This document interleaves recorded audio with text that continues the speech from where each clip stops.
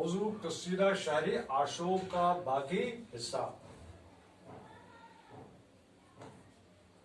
शायर जो सुने जाते हैं मुस्तगनियुल अहवाल, देखिए जो कोई फिक्र दर्द को यहाँ।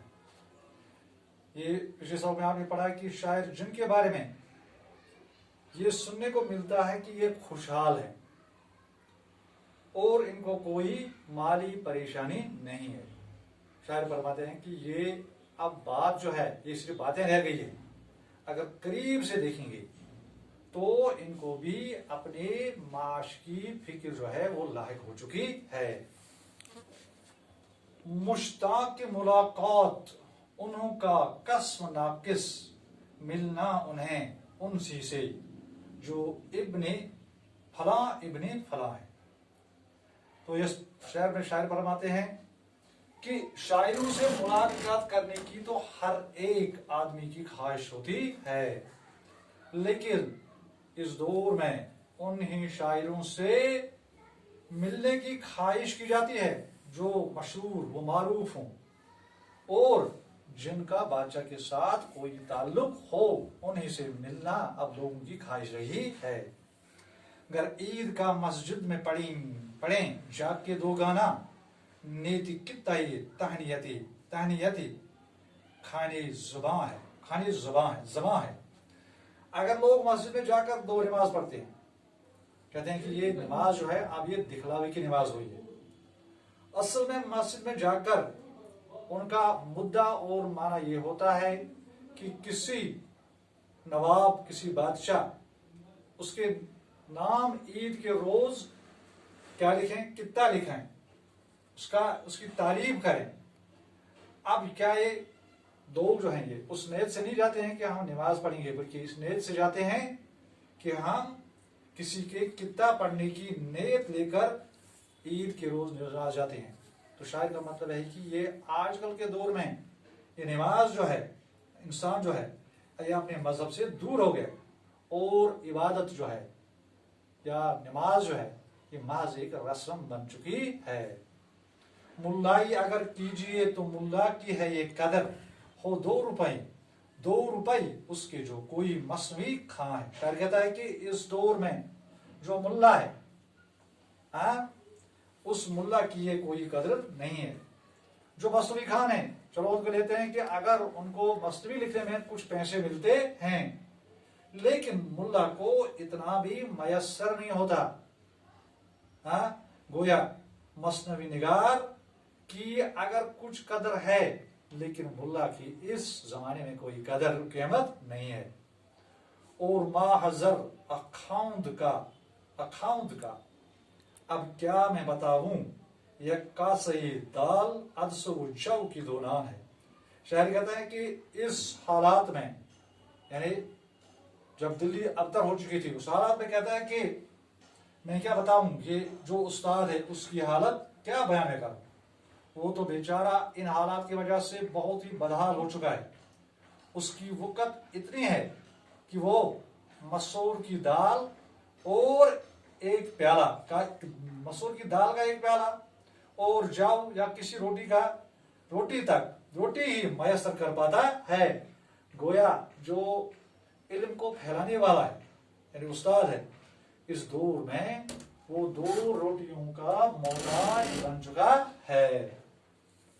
दिन को तो वो पढ़ाता, दिन को वो तो बेचारा पढ़ाया करी लड़के, शब खर्च लिखे घर का अगर हिंसा खान है।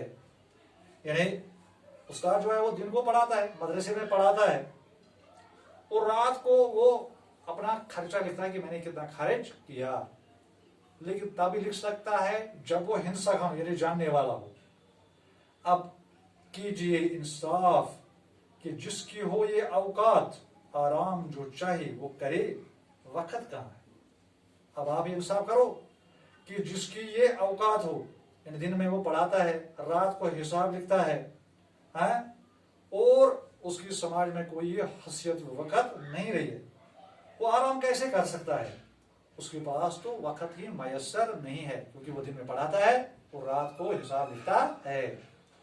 चाहे जो कोई शेख बने बाहर फरागत, छुटते ही तो शोरा कहो मत ऊने जुबान है। शायद फरमाता है कि अगर कोई शेख बनना चाहता है, बड़ा बनना चाहता है, बनने दो, जरूर बने, इसमें कोई पाबंदी वाबंदी नहीं है।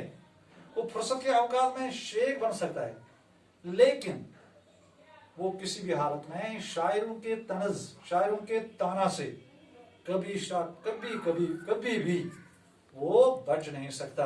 शायर हमेशा से शेख पर ताने जो है वो कसते रहते हैं। ताकीक हो हुआ उर्स तो कर दाढ़ी को कंघी ले खैल मुरीदां गए वो बज में जहां है।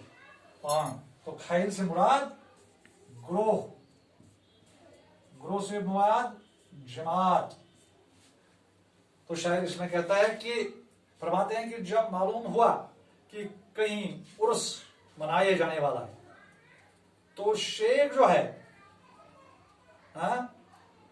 तो वो हमेशा क्या करते हैं कि शेख दाढ़ी में कंघी वगैरह करके, यानी अपने आप को सजा कर अपने मुरीदों के पास साथ इस मौके में पहुंचते हैं। तो ढोलक जो लगी बजने वहां सबको हुआ वजद, कोई कूदे कोई रोदे कोई नारे जना है। यानी उसके मौके पर जो ये महफिल होती है, जो ही इसमें ढोलक बजती है तो महफिल में बैठे सभी लोग जो हैं वो जोश में आते हैं। कोई रोने लगता है, कोई छलांगे मारता है और कोई जोर जोर से नारे लगाता है। बेताल हुए शेख जो टकवजद में आकर सरगोशियों में फिर बदउसूली का बयान। शेख साहिब भी वजद में आ गए, यानी जो कंघी और वगैरह करके अपने आप को सजाकर इस महफिल में गया था वो भी जलाल में आ गए, जोश में आ गए और शिद्दत वजद से बेताल हुआ। इस पर आस पास बैठे लोग जो थे वो सरगोशियां करने लगे कि देखो शेख सुरताल को भूलकर बेउसूल हो गया। यानी उसको जो उसने अपने आप को सजाया था किसी हद तक, तो वो उससे क्या हुआ, सुरताल वो से होकर जब से ढोल की बजती हुई देखी, लोगों को छलांगे मारते हुए देखा, किसी को रोते हुए देखा, तो वो उससे भी वो कंट्रोल नहीं हुआ। आराम से कटने का सुना तो कुछ अहवाल जुम्मत खातिर कोई सूरत हो कहां है। शहर के सभी शोबों से ताल्लुक रखने वाले लोगों की हालत जार सुनकर आप खुद ही कोई बताइए कि यहाँ जिंदगी आराम से कट सकती है क्या। शायर जो है फरमाते हैं कि तुमने शहर के सभी शोबों से ताल्लुक रखने वाले लोगों की हालत जार सुनी। जितने भी लोग यहाँ पर किसी भी शोबे से ताल्लुक रखते हैं, किसी भी का, तो आप खुद ही बताओ कि यहाँ जिंदगी आराम से कट सकती है, इत्मीनान और सुकून की तो यहाँ कहीं भी कोई सूरत जो है वो नजर नहीं आ रही है। यानी हर एक जो है वो परेशान है, बेचैन है, बेकरार है। दुनिया में तो आसूदगी रखती है फकत नाम, उकबा में ये रखता था कोई उसका निशान। उकबा से मुराद आखरत, उकबा आखरत। तो इस दुनिया में आराम, चैन और खुशहाली, सुकून, ये सब कुछ ये नाम की चीज रही है। हकीकत में दुनिया में रहकर ये चीजें जो है ये कहां पर दुनिया में हासिल नहीं की जा सकती है। अलबत्ता कुछ लोगों का ख्याल है कि दूसरी दुनिया में चीजें यानी आराम, इत्मीनान, सुकून, खुशहाली मयसर हो सकती है। सो उस पे तयकुन किसी के दिल को नहीं है, ये बात भी गोइंदा ही का महज गुमान है। ये शायर फरमाते हैं कि इस बात पर भी लोगों को यकीन है कि दूसरी दुनिया में जो है आराम, आखिरत की जिंदगी में आराम, इत्मीनान, सुकून और खुशहाली जैसी चीजें हासिल होगी। ये भी शायद एक अंदाजा लगाता है कि कहने की बातें हैं, ये ख्याल है, वहां भी शायद इन चीजों का जो है मिलना मुमकिन नहीं होगा।